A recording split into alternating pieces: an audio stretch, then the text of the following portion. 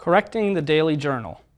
Now, in the beginning, when children start writing on their own, of course you want to encourage creativity, and some people feel that correcting every little thing they do wrong is going to snub their creativity and make them frustrated. I don't think that's necessarily true, but I think in the beginning it is fun to just let them write however they write, and to save the journals, and they can look back on it even a year later and laugh and say, look at how I used to write, that's so neat, and you can save it and it's so nostalgic. But at some point you want to start correcting them, and as soon as they ask you, you want to give them a correction. So in this case, the child wrote 1 the way it should be written phonetically, but that's not the correct way. So if they ask you, how do I write it, you can tell them.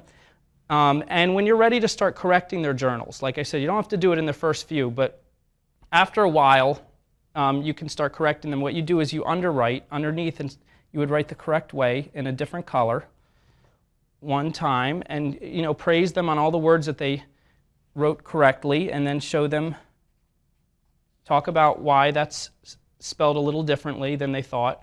To the one time I went to the store, and remember silent E, tell them about each thing, and I got a jug of milk, almost perfect.